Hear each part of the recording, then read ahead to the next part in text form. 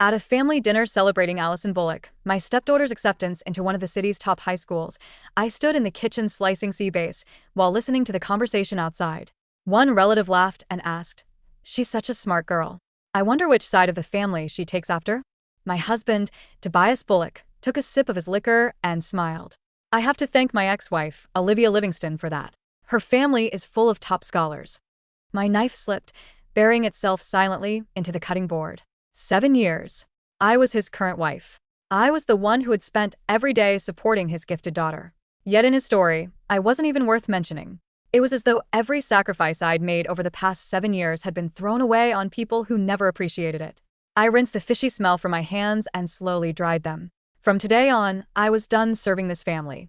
The laughter in the living room grew louder with every passing moment, mingling with the clinking of glasses and the relatives' endless compliments. Tobias Bullock sat at the center of it all, his smile never leaving his face. He reached over and ruffled Allison Bullock's hair, his tone full of pride. "Our girls worked hard. She earned this." Allison smiled sweetly, as docile as a kitten. "That's because you taught me so well, Dad." I stood quietly in the corner of the room, a dishcloth clenched in my hand. My fingertips were cold from soaking in water. Everyone in the room talked about Tobias's accomplishments and praised Allison for being such an outstanding student. Not a single person mentioned everything I'd done. It was as if I were the most unnecessary person in the house. "Sophia, why are you still standing there?" My sister-in-law, Tessa Bullock, interrupted my thoughts. "The stew's getting cold. Go heat it up." She ordered me around, as if it were the most natural thing in the world. I lowered my head and answered softly, "Okay." Carrying the pot, I headed for the kitchen. However, my elbow accidentally bumped the storage shelf beside me. Crash. The sharp sound instantly silenced the laughter in the living room. It was the vase Allison kept on the shelf. Her mother, Alyvia Livingston, had bought it for her after she'd been accepted into Willow Creek High, one of the city's top high schools. Allison treasured it like her most prized possession and never even allowed me to touch it. Now it lay shattered across the floor. My heart sank. I quickly set the pot down and crouched to pick up the broken pieces. Before my fingers could reach them, someone slammed into me from behind. I stumbled forward, my stomach crashing into the sharp corner of the coffee table. A gasp escaped my lips as pain shot through my body. "Are you blind?" Allison glared at me, her eyes red with fury. "My mom gave that to me. Can you even afford to replace it? Keep your filthy hands off it." Tobias barked a second later, his face filled with disgust. "You can't do a single thing right. All you ever do is make more trouble." His words were like an icy blade driven straight into my heart. The pain in my stomach mixed with the ache in my chest until my whole body trembled. As I instinctively pulled my hand back, one of the porcelain shards sliced across my fingertip. A bead of blood welled up, mingling with the water on the floor. It hurt, not my finger but my heart. It felt as though an invisible hand had clenched around it and was squeezing tighter and tighter until I could barely breathe. The laughter in the living room soon resumed. To everyone else, it had been nothing more than a trivial interruption. Tobias simply turned to Allison and smiled. "It's okay. If it's broken, it's broken. I will buy you an even nicer one." Tessa clicked her tongue as she looked at the shattered vase. "Sophia, honestly, you're so clumsy." I said nothing and quietly wrapped up the broken porcelain. Then I picked up the mop and slowly wiped away the water from the floor, one stroke at a time. When I looked up, the living room was warm, lively, and filled with laughter. But none of that warmth had ever belonged to me. In this family, I was the maid, my husband's accessory, and the woman his daughter dismissed as someone who couldn't do anything right. For 7 years, I'd played my part in this absurd farce. I'd had enough of being the Bullock's maid. And today I was done. I didn't go back to the living room. Instead, I returned to the bedroom and quietly closed the door behind me, shutting out every last trace of laughter on the other side. I was Tobias' second wife. Allison was the daughter he shared with his ex-wife, Alyvia. They divorced when Allison was 3 years old. When I met Tobias, he was a single father raising a young daughter by himself, and his life was a complete mess. Back then, Allison had just started elementary school. She was always dressed in dirty clothes. Back then, she was nothing like the proud little peacock she was today. Tobias taught at Willow Creek High and was constantly swamped with work. He barely had time to take care of Allison. At the time, Allison ranked near the bottom of her class. Every day after school, she would lock herself in her room, without saying a word. On the day Tobias and I got married, I took Allison's little hand in mine and said gently, Allison, from now on, I'm your mom. I'll take good care of you. She looked at me for a long moment before giving a small nod. When Tobias was working himself to the bone trying to earn his promotion, his eyes bloodshot from countless late nights, I looked at timid little Allison and made up my mind to quit my job and devote all my time and energy to this family. Later, Tobias was promoted. Allison smiled more and more, and little by little, her grades began to climb. Tobias used to praise me often. Thank goodness I have you. I don't know what would have become of Allison without you. Back then, Allison was still shy, but she'd reach for my hand on her own and call me Mom. But everything began to change after Alyvia reappeared in our lives. Alyvia was Tobias's ex-wife and Allison's biological mother. At some point, she started contacting Tobias more and more under the pretense of visiting Allison.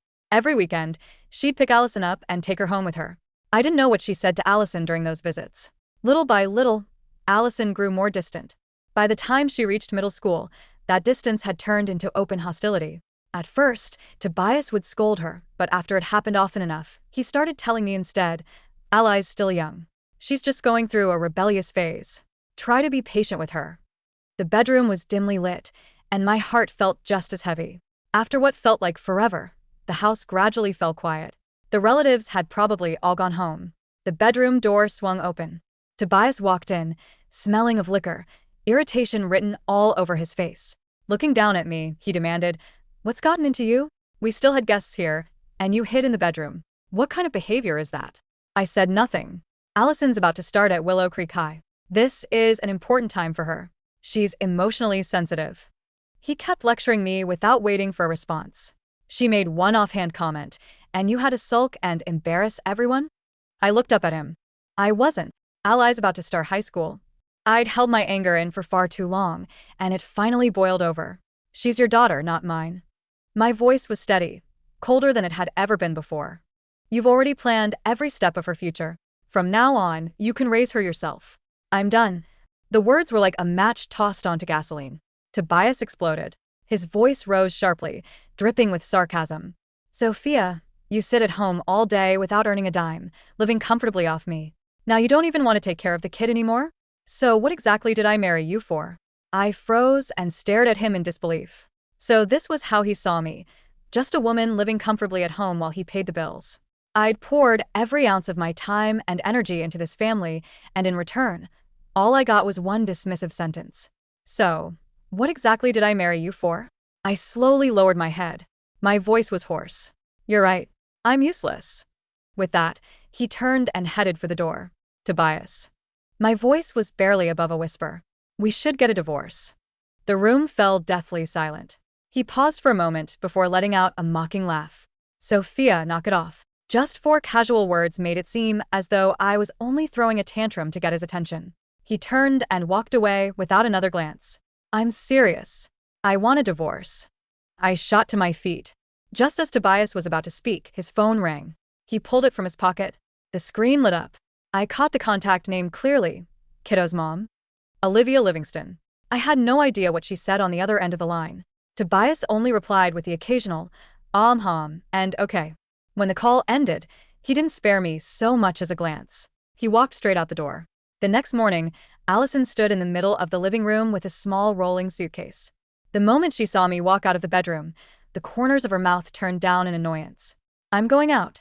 She didn't even bother looking up, speaking as though she were informing a complete stranger. As her legal guardian, I asked anyway, where are you going? She looked at me with undisguised impatience before letting out a scoff and lifting her chin. You seriously think you're my mom? You eat my dad's food, live in his house, and spend his money. Your job is to make sure I'm happy, not stick your nose where it doesn't belong. To Allison, my entire existence in this family depended on Tobias, as if I were nothing more than a parasite living off the Bullocks. I looked at the hostility written all over her face. Oddly enough, I felt a flicker of relief. At least, she wasn't my biological daughter. Just then, the front door opened. Tobias was back. He reeked of alcohol, his expression darker than I'd ever seen it. Hearing Allison's raised voice, he barked impatiently. What's all this yelling first thing in the morning?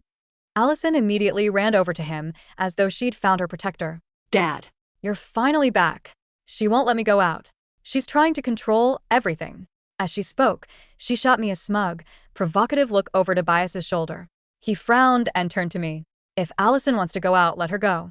Stop making such a big deal out of every little thing. I stood where I was, watching the picture-perfect father and daughter before me. The whole scene felt absurd.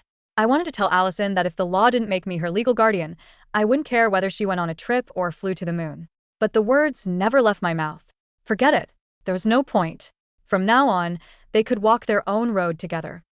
Back in the bedroom, I knelt in front of the closet and started packing. There wasn't much to take.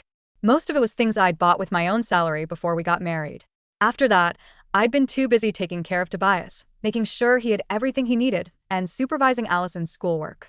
I hadn't even had time to go shopping. For the past 7 years, my entire life had revolved around two people, Tobias and Allison. Somewhere along the way, I'd forgotten about myself. As I emptied the bedside drawer, my fingers brushed against a stiff sheet of paper. I pulled it out.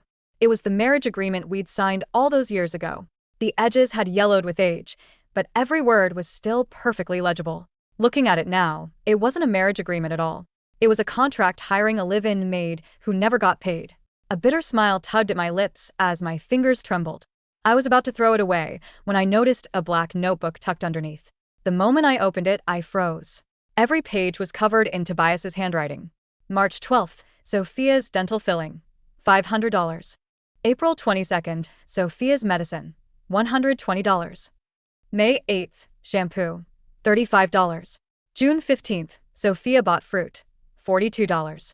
Every dollar I'd ever spent, from my dental bills down to a single bottle of shampoo, had been meticulously recorded. I stared at line after line of expenses. Then I laughed. After packing the last of my clothes, I zipped up my suitcase. Dragging it behind me, I walked out of the bedroom. Tobias was the only one in the living room, sitting on the couch. The moment he saw my suitcase, annoyance flashed across his face. "What do you think you're doing?" Before he could accuse me of throwing another tantrum, I spoke in a calm voice. "Mr. Bullock, you're free made officially, just quit." He blinked, as though he couldn't quite process what I'd just said. "What?" "Meet me at the courthouse tomorrow morning at 8. Don't disappoint me." Tobias stared at the black notebook sitting on the glass coffee table, his expression shifting from arrogance to confusion, and finally to mild irritation. "What is this supposed to be?" he scoffed, crossing his arms. "Open it," I said softly, my voice devoid of the warmth he had taken for granted. "For 7 years." He snapped the notebook open. As his eyes scanned the handwritten pages, itemizing every single dollar he had spent on me since the day we registered our marriage, the smirk on his lips slowly faltered. "I kept this so we'd have a clear record of our household expenditures," Tobias blustered, trying to recover his footing. "Marriage requires financial discipline, Sophia." I was the sole breadwinner. I had every right to keep track of where my salary was going. "You did," I agreed calmly, "and I appreciate your meticulousness. It saved me the trouble of doing the math myself." I reached into my handbag and pulled out a single sheet of paper, placing it right beside his black notebook. "What's that?" he demanded, his brow furrowing. "That is my invoice," I replied. Tobias let out a harsh laugh. "Your invoice? For what?" "For 7 years of full-time domestic management, private educational tutoring, personal driving, and career consulting," I said, looking him dead in the eye. "When I met you, you were an ordinary high school teacher earning $40,000 a year, drowning in debt, and struggling to raise a child who couldn't pass basic arithmetic. I have a master's degree in educational psychology and curriculum development from the State University. Before I married you, my annual salary was $85,000. Tobias opened his mouth, but no sound came out. "For 7 years, I continued, I spent an average of 6 hours a day tutoring Allison. I created custom study guides, analyzed her test patterns, and personally oversaw her preparation for the Willow Creek High entrance exam. A top-tier private tutor charges $80 an hour in this city. At 6 hours a day, 5 days a week for 7 years, that comes out to over $170,000. I leaned forward slightly, resting my hands on the handle of my suitcase. "Add in 7 years of house cleaning, meal preparation, and personal assistant work for your career promotions, which helped you become the vice principal of academic affairs, and the total value of my unpaid labor far exceeds $500,000. You can't charge me for being a wife." Tobias spat, his face flushing crimson. "You chose to quit your job. You chose to stay home. I chose to support my husband and my stepdaughter because I believed we were a family," I said smoothly.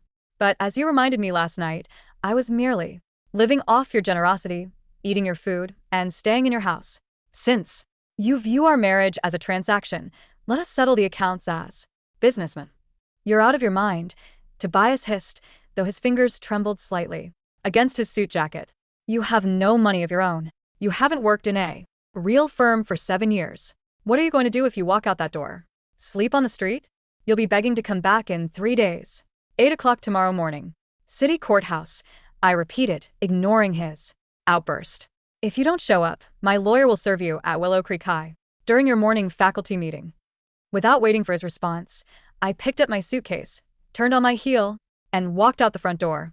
The cool night air hit my face, crisp and refreshing. For the first time in 7 years, I didn't feel the phantom weight of a dozen unwashed dishes, an unmade bed, or a stack of uncorrected study modules pulling me down. I walked down the quiet suburban street toward the main road, where a sleek silver sedan was waiting by the curb. The rear window rolled down, revealing a woman with sharp brown eyes, immaculate, silver-streaked hair, and a tailored business suit. It was Eleanor Vance, my former mentor and the founder of Vance and Associates Educational Consulting, the premier academic advisory firm in the state. Took you long enough, Sophia, Eleanor said, a faint, approving smile touching her lips. Is everything packed? Everything I care to own, I said, sliding into the passenger seat and pulling my trunk into the back. Eleanor handed me a leather-bound folder. Your reinstatement paperwork is ready. The board approved your appointment as senior curriculum strategist. Starting Monday. Your starting package includes a base salary of $120,000, full benefits, and a corporate apartment downtown. I took the folder, feeling the firm texture of the heavy paper beneath my fingertips. My hands were no longer shaking. Thank you, Eleanor, I said quiet. Don't thank me, Eleanor replied smoothly as the driver pulled away from the curb. You were the brilliant mind who designed our regional high school preparation framework 7 years ago. Tobias Bullock didn't make his daughter a scholar, Sophia. You did. And now it's time the world remembers who actually holds the pen. The next morning at 6:30 a.m., Tobias Bullock woke up to an uncanny silence. Usually by this hour, the aroma of freshly brewed dark roast coffee and toasted sourdough would drift upstairs. Sophia would have already ironed his dress shirt, prepared Allison's balanced breakfast, and packed a customized lunchbox with lower sodium options suited for his mild hypertension. Today, there was only the cold, still air of an empty house. Tobias swung his legs out of bed and rubbed his face, a dull headache throbbing behind his temples. He had barely slept, spent half the night drinking leftover whiskey and reassuring himself that Sophia was merely playing a theatrical game. She was 34 years old, had a 7-year gap on her resume, and possessed no personal capital. Where could she possibly go? Dad. Allison's sharp, irritated voice shattered the quiet. She banged open her bedroom door and stomped down the hallway, wearing her silk pajamas. Dad. Where is my dry-clean blazer? I told Sophia yesterday that I need the blue one for the high school orientation photo shoot today. And why isn't breakfast on the table? I'm going to be late. Tobias walked out into the corridor, rubbing his neck. Ally, calm down. Sophia isn't here right now. Allison stopped, her eyes wide with shock. What do you mean she isn't here? Did she leave without making my breakfast? Who's going to drive me to school? I'll drive you, Tobias said, trying to maintain his authoritative tone. And you can grab a granola bar from the pantry. A granola bar? Allison's voice pitched higher.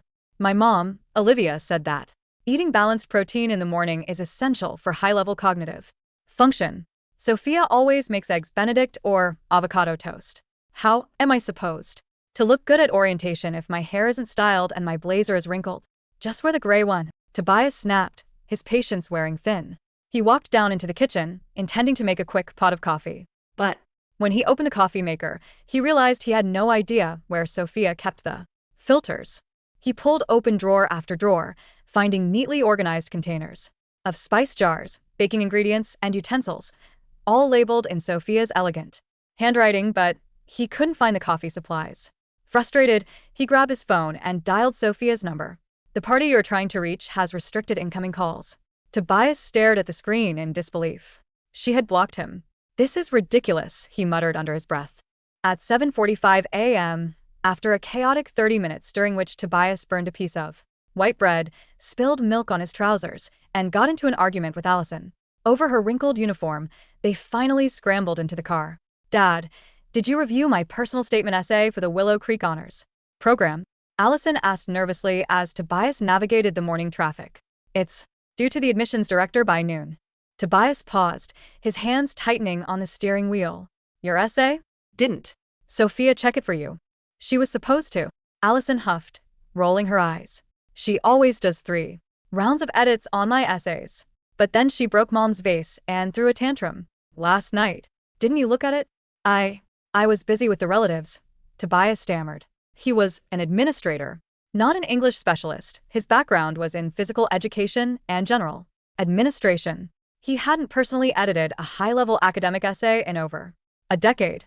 Sophia had handled every single piece of writing Allison had ever submitted, from 5th-grade book reports to the Willow Creek entrance portfolio. "Well, fix it now," Allison demanded, holding out her tablet. "Mom told her friends on social media that I was going to be the top freshman scholar. If my essay is bad, everyone will laugh at me." "I'm driving, Allison," Tobias yelled, his blood pressure spiking. When they finally arrived at the city courthouse at 7:58 a.m., Tobias was sweating through his collar. He parked haphazardly in the visitor lot and marched inside, expecting to find Sophia sitting on a wooden bench in tears, ready to compromise. Instead, he found her sitting in the private consultation lounge, sipping an iced latte, casually reading a tablet. She wore an exquisite navy blue trousers suit, her long dark hair styled in soft waves, looking like a high-powered corporate executive. Standing beside her was a tall, sharp-eyed man in a $1,000 suit holding a thick leather briefcase. Julian Sterling, the most feared divorce attorney in the metropolitan area. Tobias's heart sank into his stomach. "Sophia?" Tobias gasped, his voice cracking. How can you afford Julian Sterling?" Sophia set down her coffee cup and raised her eyes, her expression cool, polite, and completely detached. "Good morning, Mr. Bullock," she said smoothly. "Let's sign the papers." Tobias stood frozen in the pristine hallway of the courthouse.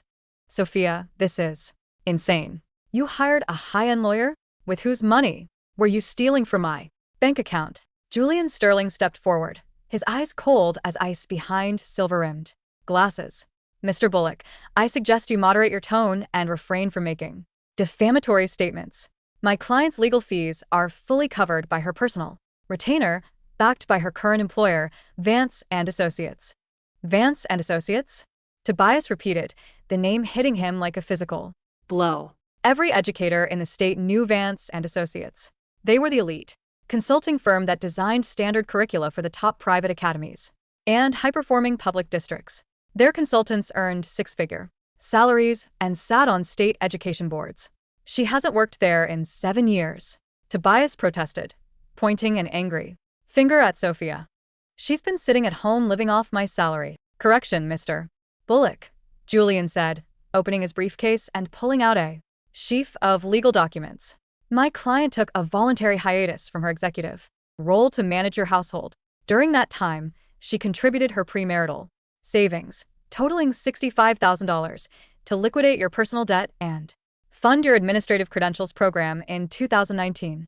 Julian handed a document to Tobias's shaking hands. "We are filing for a fast-track, irreconcilable differences dissolution. My client is not requesting spousal support or a division of your future teacher pension. She is, however, demanding the full return of her $65,000 premarital capital investment plus interest and her half of the equity in your joint residential property." Tobias's eyes scanned the numbers, his face draining of color. $65,000. Plus equity? "I don't have that kind of cash liquid. The house hasn't even been appraised." "Then you will refinance the mortgage or sell the property," Sophia said quietly, standing up from her seat. She looked at him without a shred of anger, warmth, or regret. It was the look one gave a total stranger on a subway train. "You have 30 days to comply, Tobias. Otherwise, Mr. Sterling will execute a freeze on your secondary bank accounts." "Sophia, wait." Tobias took a step forward, his voice suddenly desperate. "What about Allison? She's starting at Willow Creek High today. She needs guidance. You can't just abandon her after everything we built." Sophia paused, her eyes lingering on him for a brief second. "I didn't abandon her, Tobias. You explicitly told me yesterday that her intelligence comes entirely from her biological mother's elite bloodline. Alyvia Livingston is her mother. Let her guide her. With that, Sophia turned and walked down the marble corridor, her heels clicking, in a firm, rhythmic beat that sounded like the closing of an era. For the first 2 weeks following the filing of the divorce papers, Tobias tried to maintain the illusion that his life was better without Sophia. He invited his ex-wife, Alyvia Livingston, to move into the guest room, temporarily to take her rightful place as Allison's primary mother. Alyvia, a woman who spent most of her time attending charity luncheons, posting curated lifestyle photos on social media, and managing her boutique jewelry line that operated at a perpetual loss, accepted with grand fanfare. It's about time, Alyvia had declared over a glass of wine on her first evening in the house. That boring, lifeless woman was holding back Allison's true potential. A girl needs an elegant, cultured role model, not a glorified housekeeper. However, reality struck the Bullock household with the force of a sledgehammer. Within 7 days, Alyvia did not cook. She ordered expensive takeaway meals from high-end bistros 3 times a day, putting the charges directly on Tobias's credit card.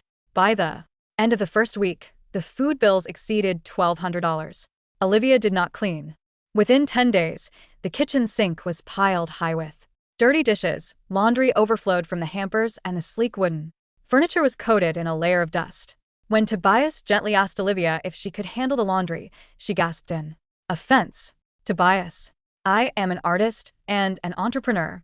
My hands are meant for designing jewelry, not scrubbing your socks. Hire a maid. With what money? Tobias roared, staring at his bank statement. Between the takeaway meals, his legal fees, and the upcoming appraisal on the house, his savings were evaporating. Worse yet was Allison's situation at Willow Creek High. Willow Creek High was not an ordinary school. It was an academic pressure cooker, where students were subjected to weekly standardized quizzes, rigorous essay submissions, and competitive peer reviews. During her middle school years, Sophia had maintained a rigorous, highly structured system for Allison. Every evening at 6 p.m., Sophia would review Allison's lecture notes, re-explain complex algebraic concepts, proofread her essays line by line, and test her on vocabulary using specialized flashcards. Without Sophia's invisible support system, the house was pure chaos.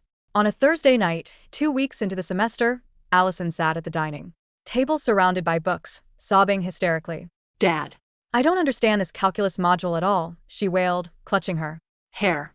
The teacher said if I fail tomorrow's midterm, I'll be dropped from the honors track. Tobias rushed over, sitting beside her. Don't panic, Ally. Let me see it. He picked up the advanced AP calculus textbook, scanned the complex differential equations, and felt a cold sweat break out on his forehead. Let's ask your mother. Alyvia, come look at this. Alyvia walked in, holding a glass of Pinot Noir, wearing a silk robe. What is it, sweetie? Mom, can you explain this theoretical integration equation to me? Allison begged, looking up with tear-filled eyes. Dad said your family is full of top scholars. Alyvia blinked, looking at the symbols on the page as if they were alien hieroglyphics. She let out a light, nervous laugh. Oh, darling, high school math is so outdated anyway. Real success in life comes from social networking, charm, and emotional intelligence. Don't stress over a stupid test. It's not a stupid test. Allison screamed, slamming her book shut. If I drop out of honors, I can't apply to Ivy League universities. Sophia always explained every single problem to me step by step. She used to make summaries of the chapters every night. Well, Sophia isn't here, Tobias shouted, his stress boiling over. Why don't you just study your notes like a normal student? Because her notes are a mess. Allison shrieked back, tears streaming down her face. Sophia used to organize my notes into color-coded binders. I don't know how to do it myself. At that moment, the telephone on the kitchen counter rang. Tobias picked it up, his voice tight. Hello? Mr. Bullock? A firm, professional voice spoke over the speaker. It was Dr. Harrison, the principal of Willow Creek High. I'm calling regarding Allison's academic standing. Her introductory essay for the regional scholarship was evaluated by our academic panel today, and frankly, it was severely below standard. It lacked analytical depth and structured thesis development. Tobias felt the room spin. Dr. Harrison, there must be a mistake. Allison was the top candidate from her middle school. Her middle school portfolio was exceptional, Dr. Harrison noted coolly. Which makes this drop in performance all the more concerning. Furthermore, I noticed that her educational strategy consultant, Mrs. Sophia Bullock, is no longer listed as her primary academic coordinator on her file. Has there been a change in her support structure? Tobias swallowed hard, his voice barely a whisper. Sophia is no longer with us. Dr. Harrison sighed heavily over the line. That explains it. Mrs. Bullock was the one who submitted Allison's academic development roadmap to our board 3 months ago. It was one of the most brilliant pedagogical frameworks I have ever reviewed. If Allison cannot maintain that standard, we may have to reevaluate her place in the honors program. 3 weeks later, the annual Willow Creek Educational Foundation Gala was held at the Grand Regency Hotel. It was the premier event of the academic year, attended by city officials, wealthy donors, school board members, and senior faculty. Tobias, desperate to save his reputation and secure his pending promotion to full principal, spent $2,000 on a tailored tux and a designer dress for Alyvia, hoping to project an image of a thriving, aristocratic family. Allison walked beside them, wearing an expensive pink gown, but her face was pale, and her eyes were dark with exhaustion. Over the past 3 weeks, her test scores had plummeted. She had received a C in calculus and a D+ in AP literature, shattering her confidence. As they entered the grand ballroom, shimmering with crystal chandeliers and filled with jazz music, Tobias spotted several members of the Willow Creek school board standing near the main stage. Come on, Tobias whispered to Alyvia and Allison, straightening his tie. We need to make a good impression on Chairman Vance and the district superintendent. They walked over to the group. Chairman Vance, a wealthy philanthropist and major benefactor of the school district, was engaged in animated conversation with several top administrators. Good evening, Chairman Vance, Tobias said, flashing his practiced administrative smile. A wonderful turnout tonight. Chairman Vance turned around, offering a polite nod. Mr. Bullock. Good evening. Alyvia stepped forward, extending a gloved hand with an exaggerated, elegant tilt. It's so wonderful to meet you, Chairman. I'm Alyvia Livingston, Allison's mother. As a family of scholars, we are just so thrilled with Willow Creek's commitment to excellence. Chairman Vance raised an eyebrow, looking amused. Is that so? How delightful.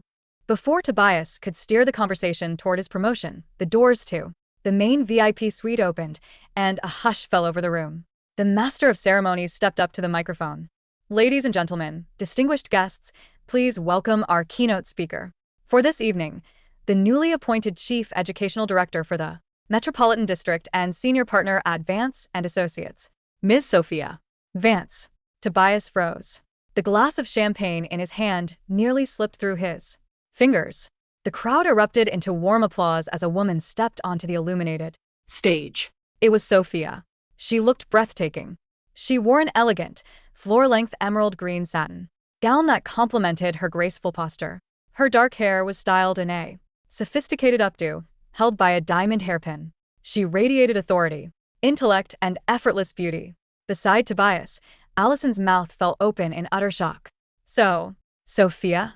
Tobias's heart pounded against his ribs like a sledgehammer. Sophia Vance? Vance. And Associates. Chairman Vance. Wait. Tobias stammered, turning to a colleague standing nearby. Is Sophia related to Chairman Vance? You didn't know? The colleague whispered in surprise. Sophia Vance is Chairman Vance's niece. She was the top curriculum architect in the state before she took a leave a few years back. The district just signed a $3 million contract with her firm to revolutionize the high school prep system. Tobias felt as though the floor had collapsed beneath him. 7 years. For 7 years, Sophia had never pulled rank, never bragged about her family background, and never used her uncle's massive influence. She had simply stayed by his side, quietly managing his home, cooking his meals, and building his daughter's future. And he had treated her like an unpaid servant. On stage, Sophia took the microphone, her voice crisp, confident, and echoing smoothly across the hall. Good evening, esteemed guests, educators, and parents, Sophia began, her eyes sweeping over the crowd, passing over Tobias and Allison as if they were invisible spots of dust on the wall. Education is not merely about prestigious titles or inherited privilege, Sophia spoke, her tone cool and commanding. It is built on daily, relentless discipline, quiet sacrifices, and unconditional devotion. True excellence cannot be faked, nor can it be claimed by those who do not put in the work. The audience applauded enthusiastically. Allison shrank back into the crowd, her face burning with shame. She looked at her biological mother, Alyvia, who was currently hyperventilating while trying to fix her heavy makeup, and then at Sophia, who stood at the absolute pinnacle of society, adored and respected by everyone in the room. For the first time in her life, Allison realized what she had thrown away. As soon as Sophia finished her speech and stepped down from the stage, she was immediately surrounded by city council members, university deans, and elite donors. Tobias, driven by a mixture of panic, desperation, and ruined pride, pushed his way through the crowd, dragging a tearful Allison behind him. Alyvia tried to stop them, but Tobias shoved her hand away. Sophia, Tobias called out, his voice cracking loudly enough to attract the attention of several nearby guests. Sophia paused, turning around calmly. Julian Sterling, her attorney, who was attending the gala as a board guest, immediately moved to stand by her side. But Sophia raised a hand gently, signaling she could handle it. Mr. Bullock, Sophia said, her expression tranquil. Is there an issue with the court settlement documents? My attorney assured me your bank transfer cleared yesterday. Sophia, please, Tobias begged, dropping all administrative decorum. His face was red, his tuxedo disheveled. We need to talk. In private. There is nothing private between us anymore, Sophia replied smoothly. Allison stepped forward, tears smearing her mascara, her arrogant demeanor completely shattered. She reached out, trying to grab Sophia's sleeve, just as she used to do when she was a frightened little girl in elementary school. Mom, Sophia, please, Allison sobbed. I'm failing my classes. The teachers are threatening to drop me from the honors track. I don't know how to do the calculus assignments, and my essays are getting D's. Please come back home. I'll clean the broken vase. I'll never talk down to you again. The surrounding guests gasped softly, whispering among themselves as they pieced together the scene. Sophia looked down at the teenage girl standing before her. For 7 years she had loved this girl as her own. She had stayed up until 2 a.m. making flashcards, cooked separate meals when Allison was stressed, and wiped away her tears after every setback. And in return, at the first sign of pressure, Allison had called her a parasite, a servant who lived off her father's charity. Sophia's eyes remained clear, calm, and utterly detached. Allison, Sophia said softly, her voice carrying an unwavering finality. You told me 3 weeks ago that I wasn't your mother. You told me that I lived off your father's food and money, and that my only job was to make you happy. You insisted that your brilliant mind came entirely from your mother's superior genetics. Sophia glanced briefly at Alyvia, who was shrinking into the shadows near the bar. Now you have your mother. You have your father. You have the elite legacy you were so proud of, Sophia continued, her voice gentle yet cold as marble. You are 15 years old. It is time you learn that actions have consequences. I am no longer your tutor, and I am certainly no longer your maid. Sophia, I was wrong, Tobias yelled, his voice desperate as he saw the elite guests whispering and looking at him with disgust. I was stupid. I was arrogant. I didn't realize how much you did for us. I'll give you everything. I'll put your name on the house deed. Just come back. This family is falling apart without you. Sophia looked at Tobias Bullock, the man she had spent 7 years elevating, the man who had secretly cataloged a $35 shampoo bottle in a black notebook while she sacrificed her youth and career for him. A small, quiet smile touched her lips. You're right, Tobias. The family is falling apart, Sophia said softly. But it's not my family anymore. She turned her back on them, taking the arm of her uncle, Chairman Vance, and walked toward the head table without looking back a single time. 6 months later, the morning sun shone brightly through the floor-to-ceiling windows of Sophia Vance's penthouse office overlooking the city skyline. She sat at her mahogany desk, reviewing the final launch documents for the state's new digital learning initiative. Her name was prominently displayed on the cover as Chief Project Strategist. Her assistant knocked gently on the door and walked in. Ms. Vance, the legal finalization paperwork from Mr. Sterling's office has arrived. The divorce is officially registered.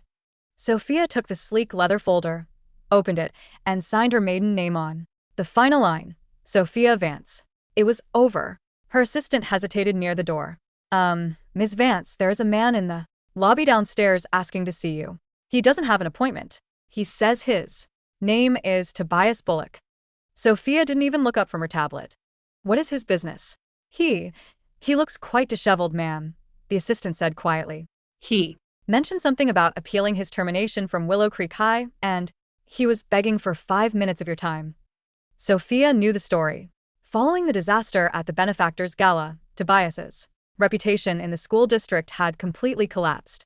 When Allison's academic fraud, it turned out Tobias had tried to forge her midterm scores to keep her in the honors program, was exposed, the school board fired him immediately. Unable to pay the mortgage or return Sophia's premarital capital investment, Tobias was forced to sell the house at a loss. Alyvia Livingston had packed her bags and vanished the moment his bank accounts ran dry, leaving Tobias and Allison in a small, rundown 2-bedroom rental apartment on the outskirts of the city. Allison had been dropped from Willow Creek High and transferred to a struggling public school, where her real academic standing left her in the bottom half of her class. The Bullock family had finally gotten exactly what they deserved, a life built on their true, unassisted capabilities. Sophia closed the leather folder and handed it back to her assistant. Tell security that Mr. Bullock is at the wrong address, Sophia said, her voice smooth, serene, and absolute. And if he remains in the lobby, have them escort him off the premises. Yes, Miss Vance. The assistant walked out, closing the heavy wooden door softly behind her. Sophia stood up and walked to the panoramic window, looking out over the sprawling city. The sun was rising high in the sky, washing away every shadow, bathing the world in clean, brilliant light. She picked up her cup of dark roast coffee, took a slow, satisfying sip, and smiled. Her ledger was finally balanced.